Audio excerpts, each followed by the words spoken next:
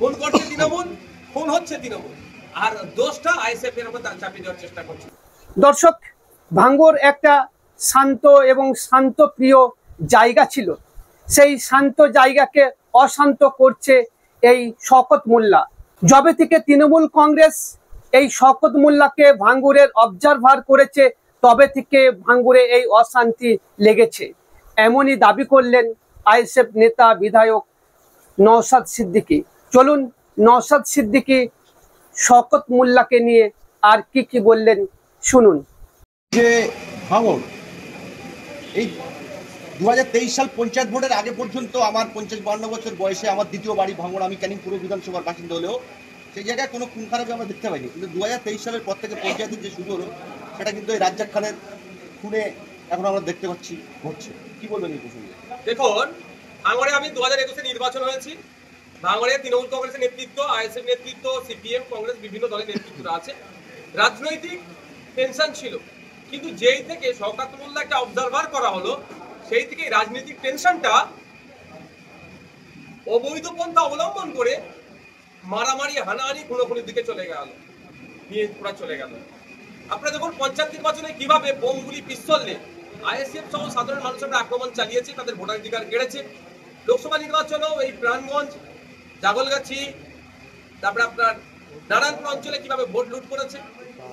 তারপরে আমরা কি দেখছি, গত 10 তারিখে ভাঙড়ের এক মানুষকে খুন করলো, তার রাজনৈতিক পরিচয় আছে, সে তৃণমূল কংগ্রেসের একটা দায়িত্বশীল অঞ্চলে। কিন্তু প্রশ্ন, খুন করার সাথে সাথেই শওকত মোল্লা আইএসএফকে দেখে দেওয়ার চেষ্টা করলো, আইএসএফ করেছে আমার নামেও। কিন্তু দেখুন লাস্ট আপডেট যেটা আমার কাছে আছে, যে যাকে খুন করেছে রাজ্জাক খা, একদা তিনি আরাবুল সাহেব ঘনিষ্ঠ ছিলেন, এখন শওকত সাহেব বলছেন তিনি শওকত ঘনিষ্ঠ। তাহলে আর যাকে গ্রেফতার করেছে মুফাজ্জল মোল্লা, সেও আবার শওকত সাহেব ঘনিষ্ঠ। তাহলে এটাকে পরিস্পষ্ট হচ্ছে কোনো একটা লেনদেন বা কেউ এগিয়ে আসছে, নেতৃত্ব জায়গায় উঠে আসছে, এটা সহ্য করতে পারেনি। গোষ্ঠী কন্দলের কারণে খুন হতে হলো ভাঙড়ের একটি তরতাজা যুবককে। আমি বিধায়ক হিসাবে কন্ডেম করছি, যারা খুন করেছে সর্বোচ্চ শাস্তি তাদের দাবি করতে চাইছি, এবং সাথে সাথে এই খুনের সাথে যারা যুক্ত কেউ না ছাড় পায়। আমি ধন্যবাদ জানাবো পুলিশ কর্তাদেরকে যে সঠিকটা অন্তত রূপটা ধরতে পেরেছে, যে এর সাথে কারা যুক্ত। আমি এটাও বলছি, ক্যামেরায় রেকর্ড করে রাখুন, আগামী দিনে যদি সঠিক তদন্ত হয়, শওকত সাহেব এসে যে ওই রাজ্জাক খানের মৃতদেহের সামনে দাঁড়িয়ে অনেক গল্প শোনাচ্ছিলেন না, আমাদের নামে অনেক কুৎসা করছিলেন না, রাইট সাইড, লেফট সাইড, আগে পিছনে যারা দাঁড়িয়েছিল ছবি যাদের এসছে, হয়তো সঠিক তদন্ত করলে ওদের মধ্যেও অনেকে উপস্থিত আছে ওই খুনের সাথে। কারণ যে মোফাজ্জল মোল্লাকে গ্রেফতার করেছে, সেই মোফাজ্জল মোল্লা লাশের অদূরেই এসে আবার দাঁড়িয়েছিল শওকত সাহেবের কাছে, দাঁড়িয়ে আমাদের সম্পর্কে অনেক, তাদের টিম অনেক মন্তব্য করলো। কিন্তু আমরা কি দেখতে পেলাম, যে কারা খুন করছে, খুন করছে তৃণমূল, খুন হচ্ছে তৃণমূল, আর দোষটা আইএসএফ এর উপর চাপিয়ে দেওয়ার চেষ্টা করছিল। তবে একটা কথা বলি আমি, এটা পলিটিক্যাল ক্রাইম করেছে, শুধু একটা মার্ডার নয়, এটা একটা ঢিলে একাধিক পাখি মারতে চেয়েছিল। একদিকে যেমন আরাবুলকে ছেড়ে চলে এসেছে, আরাবুলের কিছু ছেলের নামে মামলা দাও, আইএসএফ এর যেহেতু বিরোধী দল, মানে আইএসএফ প্রধান বিরোধী দল, আইএসএফ এর কিছু ছেলের নামে মামলা দাও, আর ওর পথের কাঁটাটাকেও সরিয়ে দাও। মানে এক ঢিলে এতটা ফাঁকি মারতে চেয়েছিল। তবে একটা কথা বলে রাখি, আমি যতটুকু খবর পাচ্ছি, এটা একদম উপর থেকে, সিপি স্যারের ওপর থেকে নাকি এটা তদারকি হচ্ছে। He is very much intelligent, আমরা জানি। আমি আশা করবো সঠিক উদ্ঘাটন হবে, যারা যারা যুক্ত সর্বোচ্চ শাস্তি পাবে। কিন্তু গ্রেপ্তার রাজ্জাক খান মার্ডার হওয়ার পরে বেশ 2-3 দিন কেটে গিয়েছে, যেভাবে গ্রেপ্তারের ঢিলেমি চলছে সেই জায়গায় আপনি কতটা সন্তুষ্ট? দেখুন, আমি একটা কথা বলি, এটা ইনভেস্টিগেশনের part. I am not IO investigation officer, আমি পুলিশ পার্সনের কেউ নয়, আমি আইনসভার সদস্য। আমি চাইবো সঠিকটা হোক।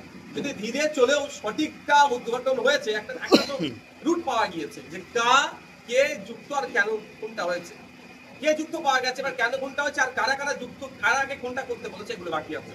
আমি আশা করবো এরপরে স্মুথলি হবে, গতিতে হবে, রুট খুঁজে পেয়ে গিয়েছে। আপনি ভাঙড়ের বিধায়ক, সেই বিধানসভার মধ্যেই রাজ্জাক খান বাসিন্দা, তিনি হয়তো একটা রাজনৈতিক দল করতে পারে, তো সেই জায়গায় রাজ্জাকের ফ্যামিলি কাছে যাবেন কি তার জায়গায় সহানুভূতি জানানো? দেখুন, আমি সত্যিকারের বলছি, একজন ভাঙড়ের বিধায়ক হিসাবে বলছি, আমি প্রচন্ড মর্মাহত। ওর ভিডিওটা নিশ্চিতভাবে আপনারা দেখেছেন, দুটো ছোট ছোট বাচ্চা আছে, বিরোধী দল করতে পারে, আমার তুমুলাতে সমালোচনা করেছে, স্টেজে আমাকে ধুয়ে দিয়েছে। দিনের শেষে সে ভাঙড়ের একজন ভোটার, আমি কোনোদিন তার মৃত্যুতে খুশি হতে পারবো না, আমার ওই রুচি নেই। আমি আমার কর্মীদেরকে যতটা ভালোবাসি ঠিক ভোটারদেরকেও ভাঙড়ে অতটাই ভালোবাসি। সে আমার তুমুল সমালোচনা করলো, আমি একটা কথা বলি, যারা খুন করেছে আমি তাদেরকে শান্তিপূর্ণ হতে দেবো না। পরিবারের সাথে যোগাযোগ আমার হচ্ছে, পরিবারেরও কিছু বাধ্যবাধকতা থাকছে, ফলে আমি সবটা পাবলিক ডোমেইনে ডিসক্লোজ করবো না। আমি চাই এর বিচার হোক। যদি কেউ ঢিলেমি করে, কাউকে যদি বাঁচাবার চেষ্টা হয়, আর কাউকে যদি মিথ্যাভাবে এর সাথে যুক্ত করা হয়, দেখুন একটা কথা বলে দিই, বাঁচবার জায়গা নাই। একজন গ্রেফতার হয়েছে মানে এই মামলাটা আমি দরকার লাগলে চালিয়ে নিয়ে যাব। ওকে বাঁচাবার চেষ্টা হলো, মামলা সিবিআই যাবে প্রয়োজনে। তখন আবার এই মোফাজ্জল মোল্লাকে খুঁজে বার করবে, আবার ওই যে দুটো বাইকে চেপে ঘুরে গিয়েছিল তাদেরকে খুঁজে বার করবে, আবার ওই জিয়ারুল্লাহ কি রেজাউল কি নাম একটা জহিরুলকে খুঁজে বার করবে। শুধু তাই নয়, আমি এটা বলে যাচ্ছি আপনাদের ক্যামেরার মাধ্যমে, এই মোফাজ্জল মোল্লা পেশাদার একজন খুনি। এই মোফাজ্জল মোল্লার গুলি ছুড়াতে ভাঙড় চালতা বিদিয়ার আমার একটা ছেলের লোকের পা নষ্ট হচ্ছে, একাধিক লোক গুলিবিদ্ধ হয়েছে এর জন্য। 2009 সালে খুন হয়েছে এই মোফাজ্জল মোল্লা, তার সাথে একটা পেশাদার কিলার একে সেল্টার শওকত মোল্লা দেয় সবসময়। শুধু তাই নয়, এ খুন করার আধ ঘন্টা আগে পরে কোথায় ছিল এর মোবাইলের লোকেশনে সিডিআর খুঁজলে পাওয়া যাবে।